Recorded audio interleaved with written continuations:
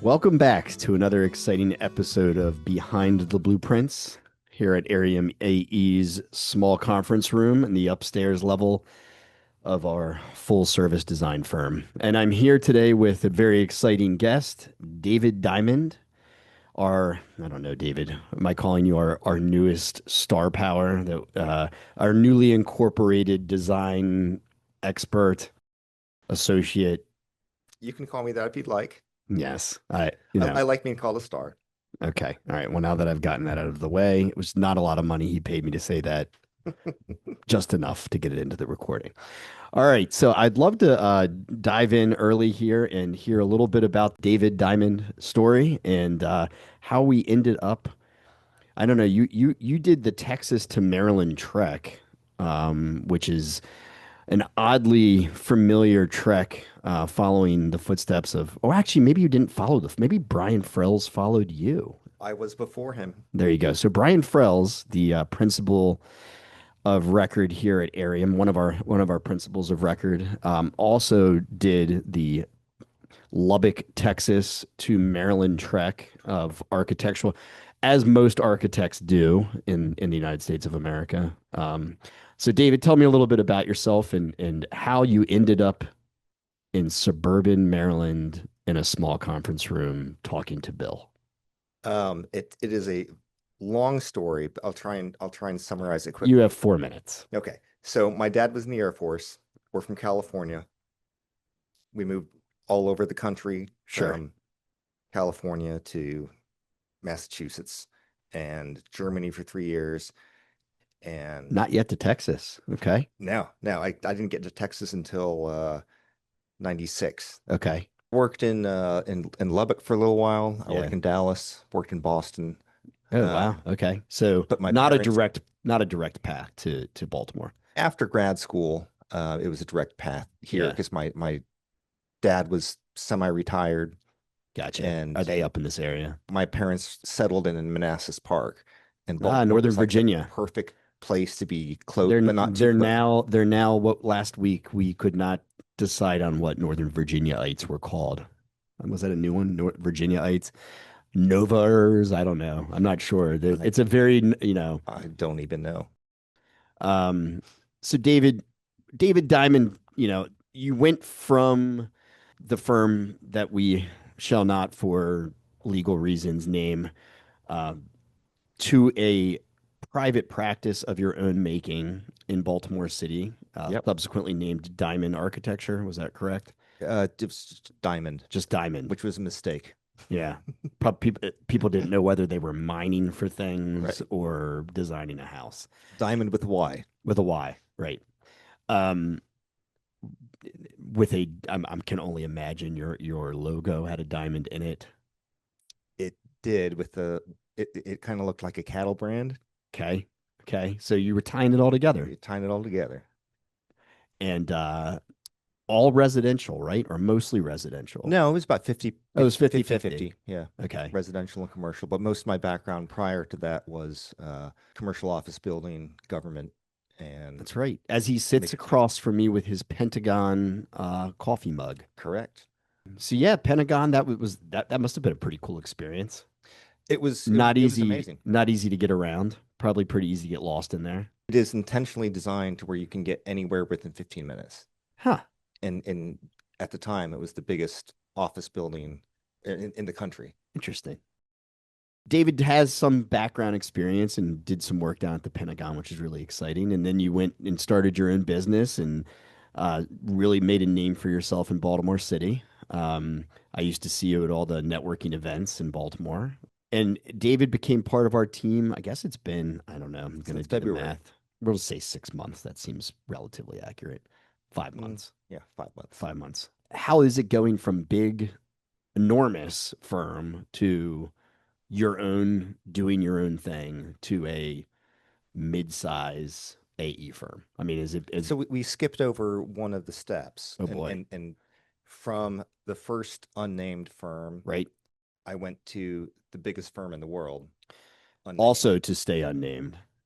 and I appreciate every second of that. But I had always had the dream of opening my own firm. I was the studio director there and left and opened my own firm. I always wanted to grow and couldn't put the risk on my employees. Yeah.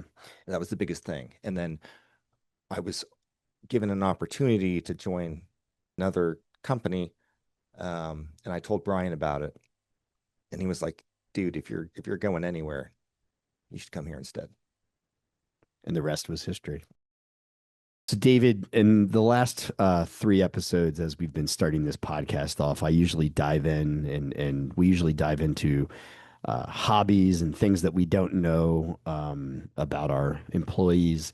I know and have heard that you have a um, musical background and have been contributing. Actually, people listening to this may not know the smooth strum of the guitar that you hear at the beginning of this podcast is actually our very own David Dymond And the outro. and the outro.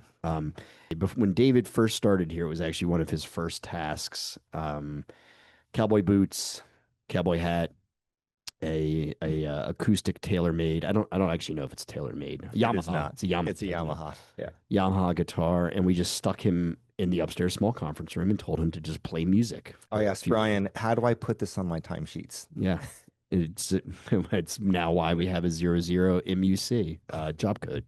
So David, are you a guitarist by trade? Is that your instrument of choice? I started with piano, and when we moved to Germany, we didn't take our piano with us, so I Mhm. switched to guitar. Right. And my dad taught me. No pianos in Germany either, really. So it's Well, we didn't have one in our I know, house. joking. What was the song my dad taught me first? I don't remember, but it was a GCD chord Okay. progression, and I just took it away from there. Do you stick to acoustic? Are you an acoustic I have only guy? both acoustic, and I've been dabbling more with electric. Wow. So fun 180 here. I also grew up playing the piano. Oh yeah, Played classical piano most of my childhood, and then learned to play the guitar in college. And then subsequently got married and had children and stopped doing anything fun for myself. And so now I don't play any music really at all because I have no time. I find it very therapeutic. It is therapeutic. So I do actually have yeah, please cut the part out about being married and losing the ability to enjoy myself. That should never make it into a final cut of anything. But I do actually still have I have a big baby Taylor and I have a really nice Yamaha P88 electric keyboard that I still play. I do still enjoy playing. I just outside of using headphones, I don't really get to What's your favorite song? jam loudly. Oh boy, that is No, just favorite song to play. on the piano. I would say I could select from if you're going to go popular music and not classical music, I would have to put it in the category of maybe a Ben Folds song Oh, or nice. or I mean, you can't go wrong with Elton John. I have a few music books at home of Yellow Brick Road. Yeah, I think my favorite songs to play are "Hide Your Love Away" by the Beatles and anything by Johnny Cash. Okay, that's fair. I could see Johnny Cash. Dave Diamond has a great Johnny Cash vibe with his guitar playing. I could see that for sure. What sort of music are you mostly excited about playing? I mean, you've named some more folk sort of sounds. Is that your vibe? I mean, you Now I'm all over the place. all over I the mean, place. I love punk rock. I love Oh man. hard rock. I love. Okay. I'm. I'd be okay. I've seen Pearl Jam live. Yeah, I have too. I'd be okay never hearing Eddie Vedder's voice Yeah, it's again. fair. It's Yeah, those bands never seem to sound as good live as so as their that recordings. is an interesting uh, point about design and what's deemed good over time. I don't think anyone would argue whether you're a Beatles or Rolling Stone. I'm a both. They're timeless. Right. They didn't set out to be timeless.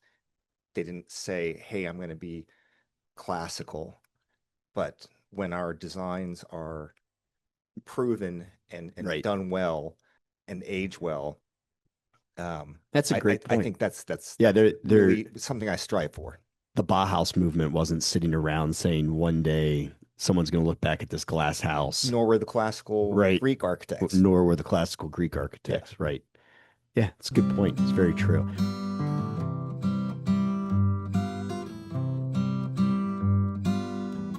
I always knew David Dymond as kind of this design institution in Baltimore, and you know a lot of your projects were in the Baltimore kind of space. And Baltimore is a small, big city. It really is. We have always had great experiences working with our developers and our you know, from private developers through larger groups. Just have had some great clients in Baltimore, and I know that's been your space, right? Whereas Arium kind of we I think we kind of fluctuate up and down the 95 corridor into DC, into Virginia, into Delaware, North Baltimore has always been part of our market. But I feel like you know, you've always kind of been an institution of the Baltimore design world. Um, we're hoping that that can lead to more projects with Baltimore developments and you know, kind of that Baltimore vision. Yeah, I'm very fortunate to have had many great clients and cool projects in Baltimore. And when I was on my own firm, I was doing smaller scale stuff. My clients were super excited that I was joined Arium to have a bigger team Sure, and absolutely. then could get some of the bigger work that they Yeah, probably held back from when I was on my own. yeah. Um, but we did all kinds of work from hip hop recording studio to small multifamily convenience stores to food halls. Were you living in the city? I mean, did you guys live in the No, city or did you always stay north? Because I lived in Fells Point when Brian and I were roommates. Um, but after our son was born, we moved to the county. So we're like 3 blocks north of the city line. yeah, so just on the Ball Coast side Yeah, of Baltimore proper. yeah. But yeah, I'm excited about where Baltimore is headed. Every challenge is an opportunity, right? Sure. And Baltimore is a challenge Not not city. not unlike any other city. I Yeah. mean, it's you know, and the urban redevelopment is always a challenge.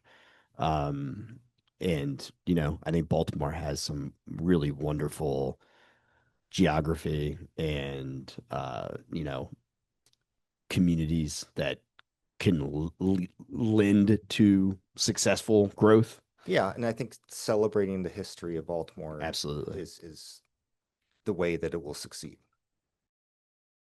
David, how's it been working for an AE firm? I know we have had employees that have come here that have been overwhelmed by the amount of information that they are required to provide our engineers just because they're not.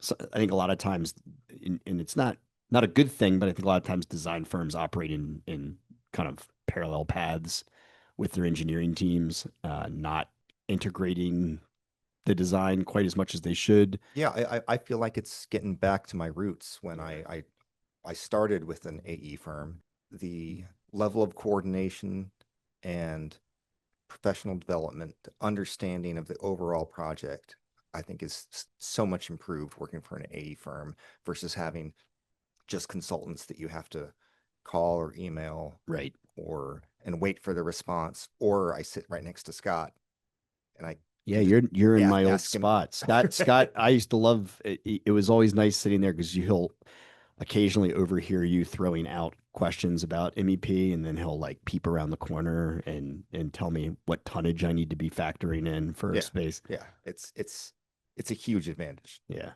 agreed. Well, it's been really great talking to you, and you know, I'm glad to keep this podcast thing rolling. I can't believe we just hit 15,000 subscribers in our first week. It's really exciting. Looking for our next 15,000 folks. Let's keep it going. All right. Take care, and we'll talk to everybody next week. Thanks, Bill.